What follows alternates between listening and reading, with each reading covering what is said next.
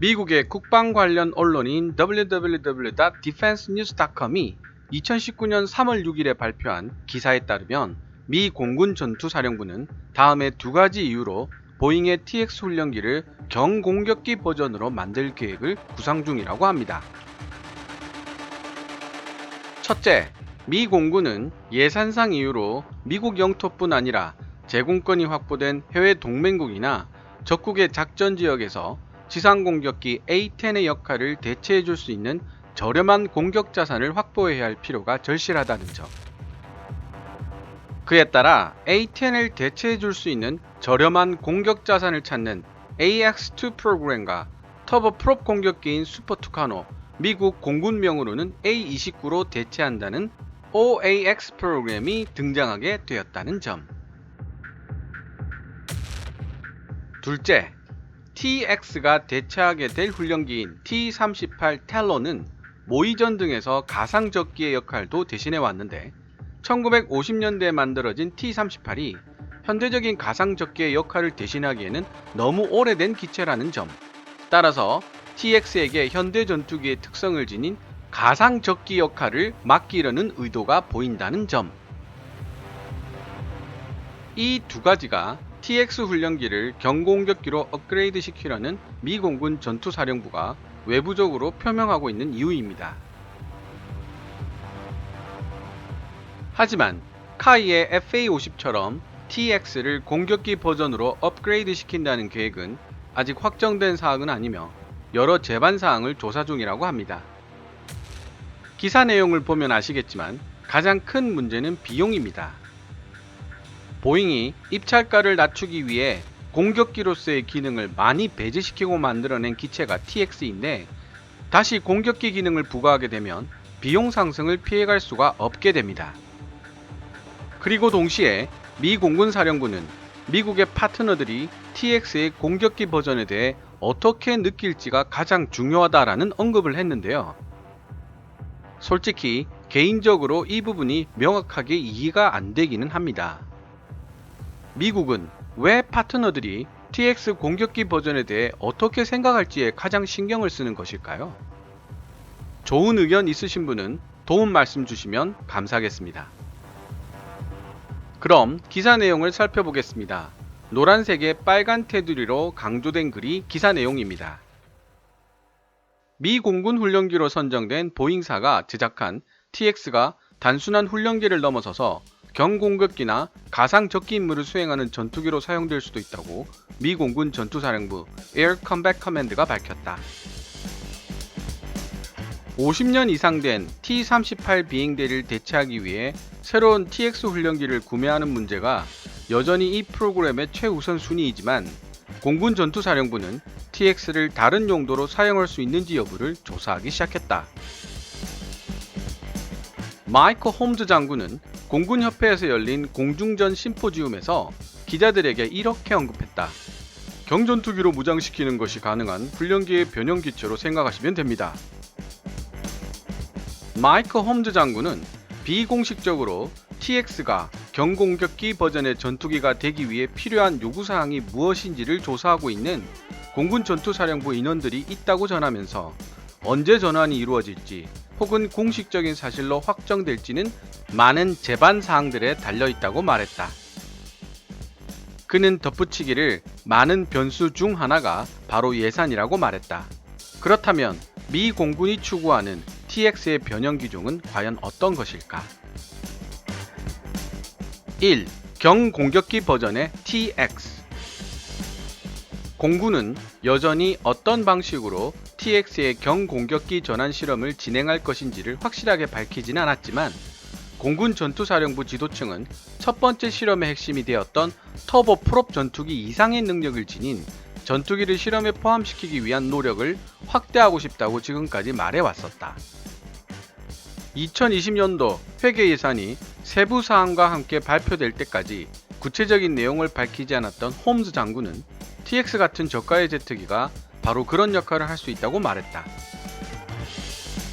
TX와 동일한 카테고리에서 경쟁했던 다른 항공기와 마찬가지로 비행기의 크기와 시간당 비용, 그리고 실질적인 능력이 앞으로의 실험에서 미 공군이 지켜봐야 할 중요한 점이 되어야 한다고 홈즈 장군은 밝혔다. 2017년의 1차 공격기 실험에서 공군은 텍스트론사의 스콜피온 Z 전투기를 평가했었지만 최종적으로 A29 및 AT6과 같은 터보 프롭기를 선택하면서 Z 전투기인 스콜피온을 선택하지는 않았었다. 비록 스콜피온 Z 전투기가 빠른 속도와 향상된 조종성, 그리고 다양한 플러그 앤 플레이 센서를 장착할 수 있는 내부 베이와 같은 터보 프롭 엔진이 흉내낼 수 없는 몇 가지 추가 기능을 제공했었지만 결정적으로 AT6과 A29는 스콜피온보다 두 가지 큰 장점을 지니고 있었다. 스콜피온은 아직 해외 어느 나라에도 팔린 실적이 없는 반면에 A29와 AT6은 둘 다 도입 비용이 저렴하고 이미 기존의 생산 라인을 보유하고 있었다는 사실이다. 하지만 보잉사의 TX는 똑같은 어려움에 발목이 잡히지는 않을 것 같다. 우선 TX 훈련기 프로그램은 제품 생산 라인을 설치하는 데 필요한 비용을 보존하고 비행기당 생산 가격을 낮추는 데 필요한 최소한의 구매 대수인 350대 이상의 TX를 구매해줄 확실한 고정 고객을 이미 확보하고 있다. 홈즈 장군은 또한 보잉이 블랙 다이아몬드 생산 계획을 TX 설계 과정에 통합시켰다는 점도 지적했다. 블랙 다이아몬드는 새로운 제조기법과 첨단 기술을 도입함으로써 생산 비용을 대폭 절감하는 것을 목표로 하고 있다. 비행대의 규모라는 측면에서 살펴보면 공통적인 플랫폼을 기반으로 하는 항공기가 더 많아지면 오랫동안 그 항공기를 저렴하게 운영할 수 있는 규모의 경제를 실현하게 된다고 홈즈 장군은 덧붙였다. 그럼에도 불구하고 무장이 강화된 TX는 비용 측면에서 볼 때 원래 가격보다 훨씬 더 비싸질 수가 있기 때문에 TX의 경공격기 버전에 관심이 있을 수도 있는 각 나라 공군들의 입장에서는 그들의 구매에 맞는 기능을 구비해야 하며 동시에 그들이 구매할 수 있는 범위 내의 가격대에 있어야만 한다. 아직까지 미 공군은 TX의 경전투기 버전이 그들이 추구하는 목적과 비용에 맞는지에 대한 결론을 내리지 않고 있다. 공군 참모총장 데이브 골드페인에 따르면 미 공군이 TX의 경전투기 버전을 면밀하게 평가하는 데 있어서 중요한 주 관심사 중의 하나는 바로 미국의 파트너들이 TX에 대해서 어떻게 느끼고 있는가 라는 문제이다. 2. 가상적기로서 악역을 맡아야 할 TX.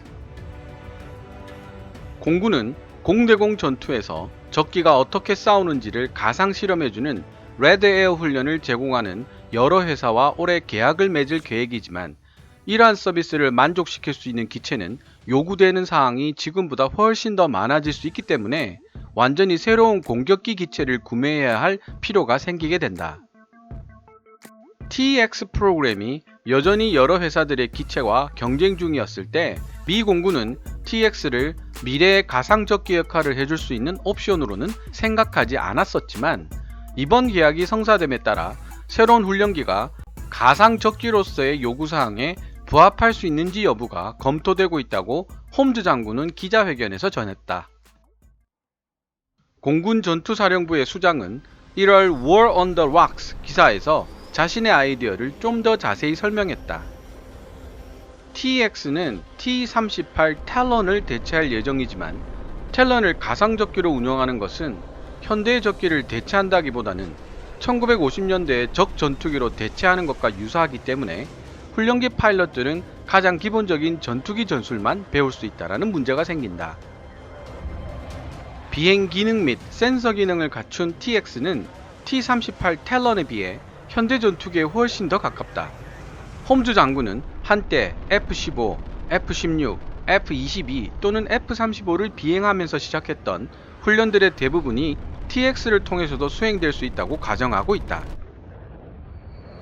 그는 또한 가상적기 훈련에 요구되는 사항의 일부 또는 전부를 TX가 인수할 수 있다고도 기사에 썼다.